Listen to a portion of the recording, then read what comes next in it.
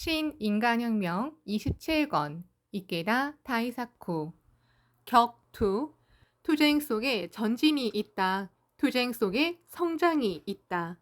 투쟁 속에 희망이 있다. 투쟁 속에 환희가 있다. 유럽 통합의 아버지 쿠데노베 칼레르기가 신념을 담아 이렇게 말했다. 인생은 투쟁이며 또 언제까지나 투쟁해야 한다. 자, 계속해서 투쟁하자. 자기 자신과의 투쟁을, 숙명과의 투쟁을, 대우주의 편만한 마성의 생명과의 투쟁을, 광선유포의 대투쟁을, 새로운 대항해가 지금 시작된다.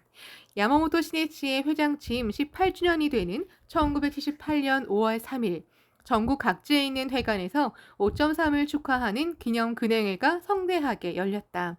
이날 오전 시니치는 도쿄 다치카와 문화회관에서 열린 근행회에 참석했다. 여러분 덕분에 회장 취임 18주년을 맞이할 수 있었습니다. 깊이 감사드립니다. 광선유포의 흐름은 대하의 시대에서 대해의 시대로 향하고 있습니다. 대해원을 항해할 때는 격렬한 폭풍우와 거센 파도를 각오해야 합니다. 그러나 경문과 어서에 비추어 보면 다투어 일어나는 여러 가지 난은 모두 정의의 신앙을 관철하고 있음을 증명합니다. 대성이는 대난이 오면 강성한 신심은 더욱더 기뻐하느니라. 어서 1448쪽라고 말씀하셨습니다.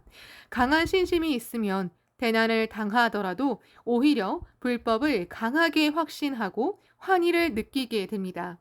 중생 소유락이란 난이 없다는 뜻이 아닙니다. 그 무엇도 두려워하지 않으면서 날마다 신심의 환희를 가슴에 품고 모든 것을 유유히 이겨내는 경애를 확립한다는 뜻입니다. 우리는 더욱더 강성한 신심으로 그 무엇도 두려워하지 않고 공덕을 가득 받으면서 즐거운 인생을 걸어갑시다. 간결한 인사였지만 참석한 동지의 마음을 깊이 울리는 지도였다. 시니치는 다치카와 문화회관에서 열린 기념 근행회가 끝나자 곧바로 소카대학교로 향했다. 5.3의 중심 행사인 창가 공로상, 광포 공로상, 표창식 등에 참석하기 위해서였다. 시니치는 초창기부터 함께 광선유포를 위해 끝까지 투쟁한 동지를 최고로 찬탄하고 격려하고 싶었다.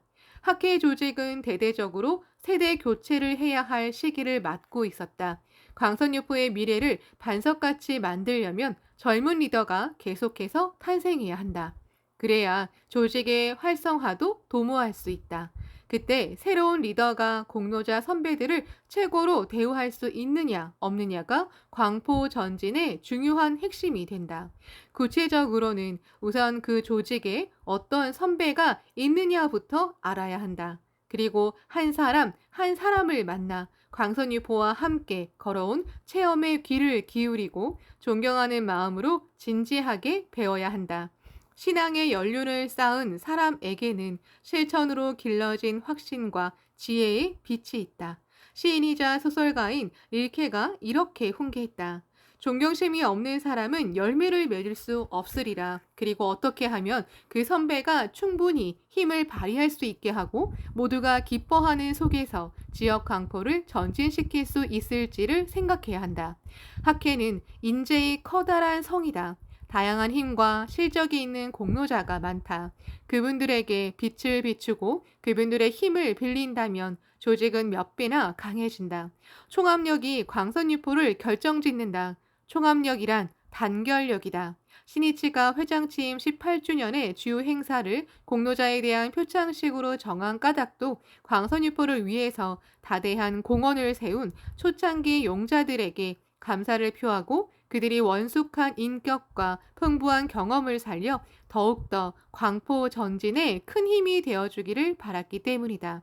생애 광선유포를 향해 끝까지 살아가야 진정한 공로자이다. 후퇴하면 자신의 황금빛 역사를 더럽히게 된다. 시니치는 소카대학교 체육관에서 열린 표창식에서 생애 신행학을 실천하자고 강조했다. 니치렌 대성인 불법은 본인묘의 불법이다. 이것을 우리 생활 자세에 적용해 보면 생애 구도, 생애 정진, 생애 성장이라는 뜻이 된다. 대성인이 이렇게 말씀하셨다. 더욱더 강성한 실력을 다하실지어다. 어서 1143쪽. 더욱더 법의 도리를 청문해서 신심의 걸음을 옮길지어다. 어서 1440쪽. 더욱더 도심 견고히 해서 이번에 부처가 되시라. 어서 1184쪽. 목숨이 있는 한 법을 구도해야 한다. 그리고 내일을 위해 미래를 위해 자신을 연마하고 단련하며 도전해야 한다. 그것이 불법자의 삶이고 자세이다. 그러므로 신심의 공로자는 과거의 사람이 아니다. 미래를 향해 광선유포를 위해 새로운 도전을 계속하는 사람이다. 신이치는 표창식이 끝난 뒤 소카대학교의 흰 백합 합숙소에서 열린 후 지교학, 지교, 후지교향 학단의 5.3 기념 연주회에 참석했다. 그리고 이튿날 4일에는 제1소련 대사관 관계자와 함께 소카대학교 체육관에서 열린 제2 도쿄 합창제에 참석했다. 5일에는 창가학회 후계자의 날을 기념해 고등부와 중등부 그리고 소년 소녀부 대표들과 소카대학교 청동상 앞에서 연속해서 기념 촬영을 한 뒤 운동장에서 열린 전국 음악대 총회에 참석했다. 이날 신이치는 인사말에서 훌륭한 연주와 연기를 진심으로 상찬하고 세계의 항구 평화를 위해 오로지 여러분의 성장을 기원하며 기다리고 있습니다. 그리고 여러분에게 모든 바통을 넘기고자 합니다. 라고 외쳤다. 신이치는 총회가 끝나자 관객석에서 운동장으로 내려갔다. 큰 환성이 일었다. 신이치는 출연자를 비롯해 참석한 청년들을 격려했다.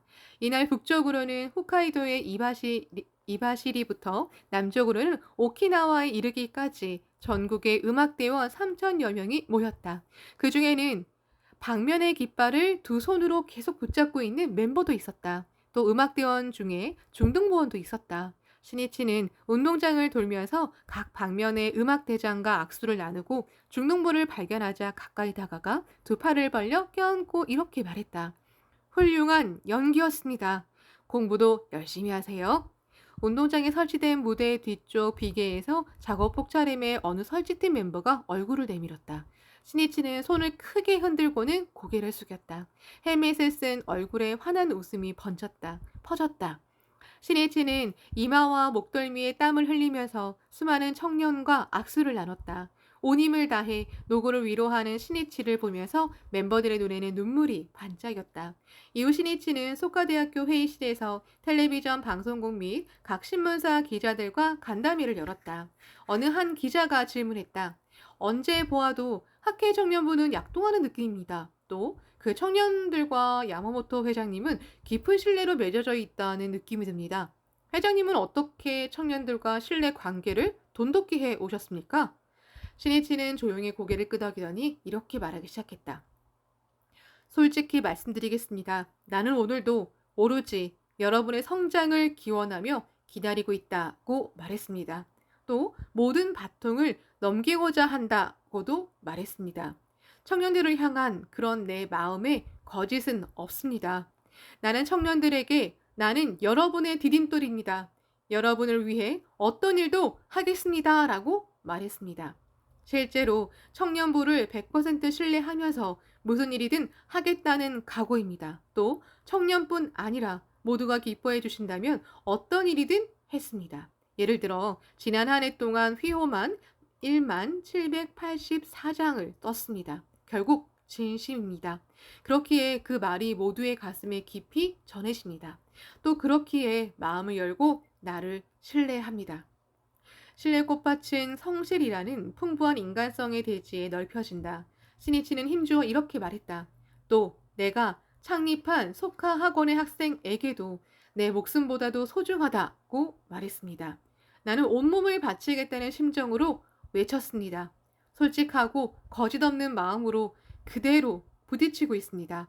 그렇기에 학생들과 젊은 교사들이 그 마음에 부응하자고 결심하는 것이 아니겠습니까? 그리고 거기에서 진정한 신뢰가 생기는 것입니다.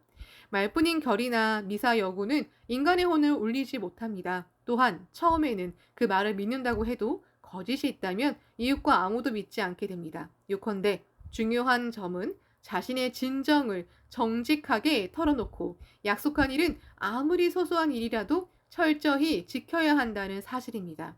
나는 이 점이 지도자가 갖추어야 할 가장 중요한 요건이라고 생각합니다. 불가사의하게도 나이가 들수록 내 마음속에서 청년에 대한 기대도가 점점 더 높아지고 있습니다. 은사 도다 조세 선생님도 분명 그러셨으리라고 생각합니다. 지금에서야 그 심정을 잘 알 것 같습니다. 도다 선생님은 만년에 부탁한다 부탁해라고 자주 말씀하셨습니다. 나를 비롯한 청년들이 반드시 선생님의 기대에 부응해 줄 것이라고, 아니 틀림없이 기대 이상의 일을 해낼 것이라고 확신하셨기 때문에 선생님이 그렇게 말씀하셨다고 생각합니다. 내 최고의 보배가 무엇인가? 그 보배는 후계의 청년들입니다. 내 최고의 긍지가 무엇인가? 그 긍지는 청년들이 훌륭하게 성장하는 모습입니다. 다른 기자가 물었다. 야마모토 선생님은 앞으로 어떤 사업에 힘을 쏟으실 생각입니까? 신이치가 그 자리에서 대답했다. 지금까지 말씀드렸지만 바로 교육입니다. 특히 개인적으로는 교육 중에서도 가르친다 보다 육성한다에 힘을 쏟고 싶습니다. 야마모토 신이치가 교육을 교와 육으로 나누고 특히 육성에 힘을 쏟겠노라고 생각한 배경에는 그의 독자적인 교육관이 있었다.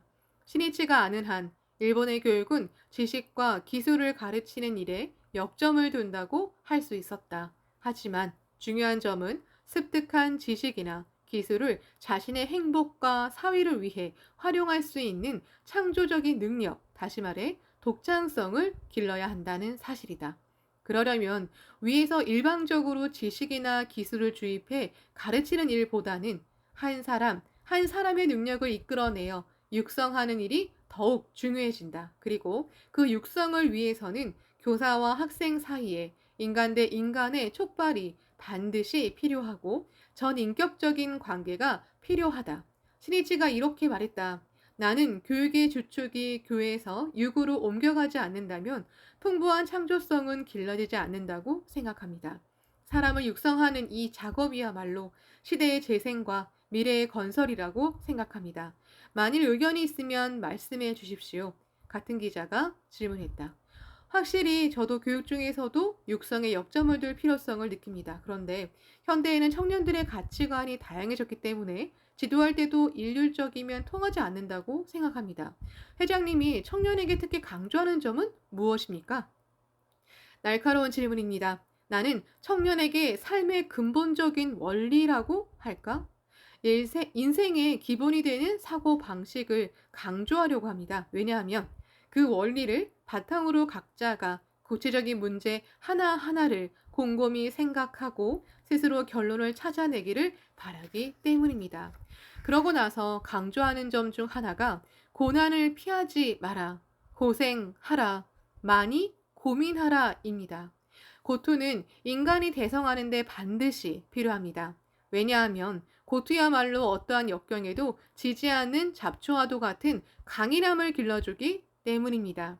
하지만 요즘 청년들은 고생을 꺼리고 고민하려고 하지 않는 경향이 강해지고 있습니다. 나는 여기에 청년의 대성을 방해하는 큰 함정이 있다고 생각합니다.